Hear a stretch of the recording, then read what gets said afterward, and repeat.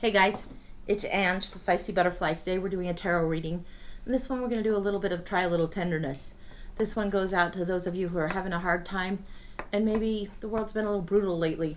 So for your world, for your reading, we're going to see what we can find that would help you get through maybe a tough time, and we'll see what comes out on this one for you. We'll be using the Osho Zen deck, the Arcanum, Messages from the Fairies, and the Avalon Oracle. Let's start with the messages from the fairies. They're usually pretty sweet. They have good messages.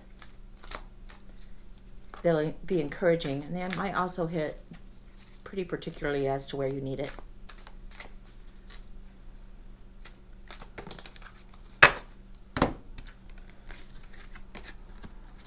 This one says, manifestation and magical blessings. This says, be honest and clear about what you want to manifest in your life.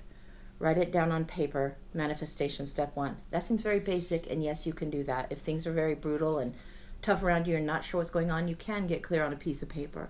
You can write down your heart's desires. You don't have to worry about how. You just have to write down and get clear about what it is you'd like to see happen.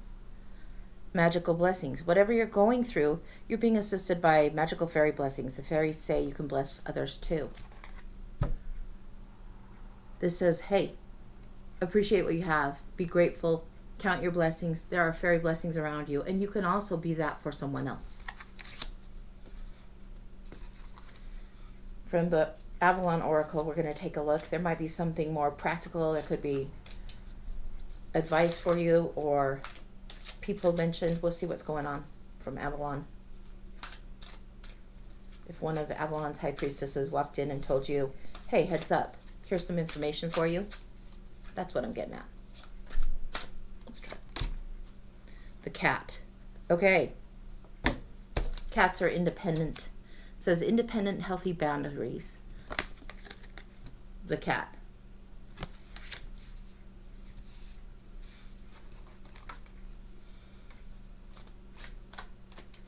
Cats very much know how to do their own thing. And they know how to survive. I mean, how often have we seen the feral cats, the wild cats, the ones that are flat out wild? There's not, super organic cat food being fed to these guys in a luxury cat food bowl. These guys are out in the fields. They'll fight if they have to. They'll take care of what they need to. If they need a mouse or whatever, they'll take care of their own need. They get clear. They get, this is what I want. This is what I need to do. I'm going for it. Cats, when they're house cats in their home, even then, if you're crowding them too much, then they're like, hey, bugger off.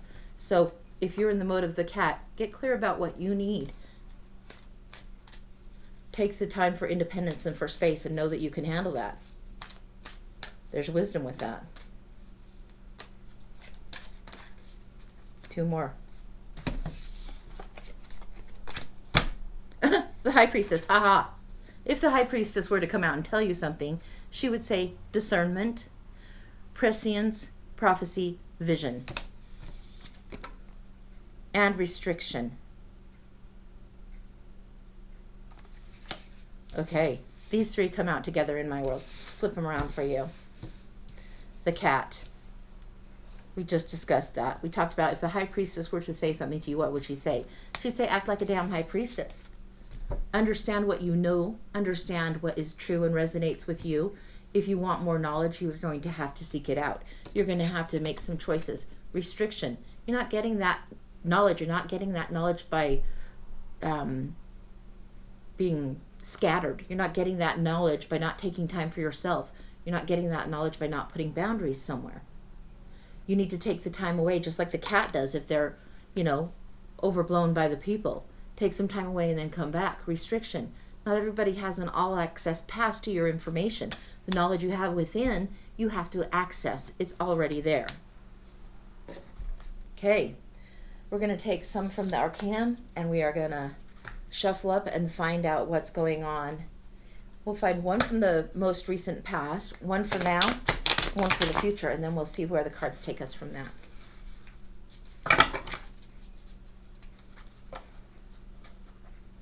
And yes, still my shuffling skills won't ever get me work in Vegas. That's okay.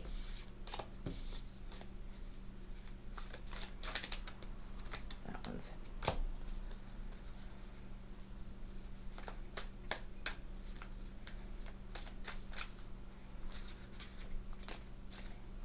stubborn. Shuffle them one more time.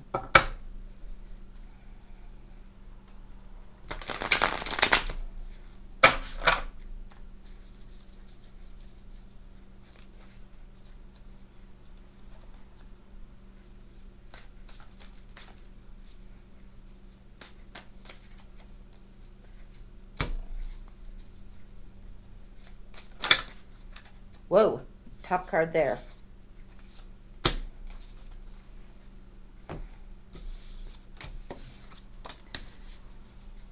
Okay, so in the past, maybe you've had the King of Cups who's been very supportive, very good at relationships, a good listening ear. Maybe you've recently talked to somebody who represents that for you. Somebody maybe that might be a father figure or a mentor, somebody that's wise. Could have a male energy, could be a female with strong male energy that helps support you and listens to you and maybe guides you through a little bit of emotional turbulence. I mean, this guy's got water splashing pretty much above the cup, but it's not spilling, is it?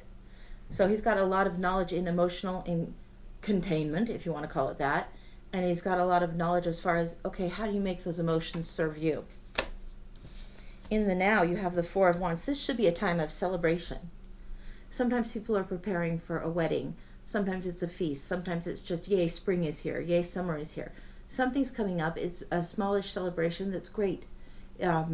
This is the Four of Wands, so your passions, the energies, the things that you are pursuing are starting to get stability. It's also 11-11.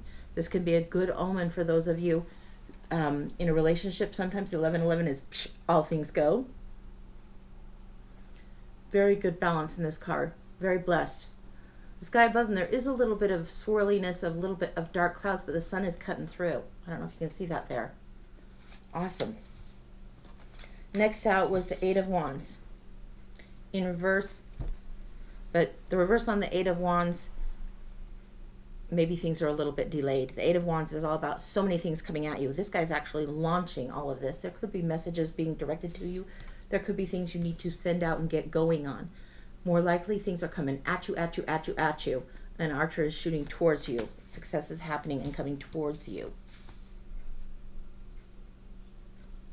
So maybe it's not such a brutal time, you just didn't realize. Let's look to the Osho Zen and see what's going on here. This is a funky little deck. It's hippie trippy 70s in my mind. I don't know how that resonates for others. I just know that's what it makes me think of. Transformation. Wow. Okay. This is one of the best transformation cards. Okay. It has the Phoenix. It has a battle cry warrior that almost makes me think Kali. There's Phoenix, fire in the hair, lotus. There's the yin yang symbol. There's a serpent of wisdom. Oh my gosh. There's a face that's down here that's like almost emerging, about to emerge. This is a death and rebirth transformation card. It would typically be the death card. Awesome. Check it out. Just look. You'll find the Phoenix. You'll find the face. You see the sword. The swords are generally to do with truth or to death. You might have both, where you're cutting through the bullshit and, okay, it might have been a hard time, but you're prepared now to take it on. Wow. Okay, one more from the Osho Zen, just to give you a little more information, because why not?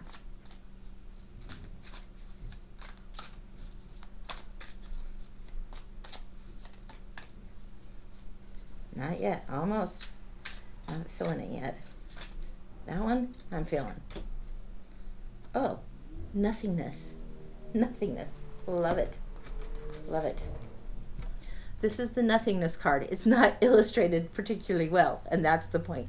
No thingness. It's a 5. No thingness. 5 is typically the Hierophant, or I think 5 is typically the Hierophant. I don't know why this... In this deck, nothingness, I think, is about Zen, about getting in the gap, getting in the space. If it were the Hierophant and it was relating to the Hierophant, I would say nothingness is where you're surrendering, where you're at that point of surrender. You're not worried about now. You're not worried about the future. You're just being in that moment, present and ready, willing to receive whatever spiritual download is coming your direction. And the transformation happens when you're in the nothingness.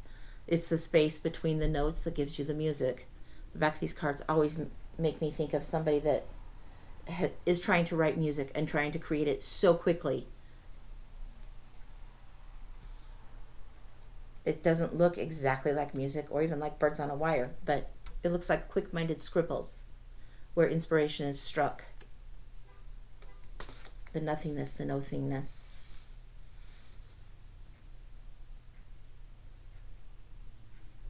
Come back, see me again. We'll do some more fun readings.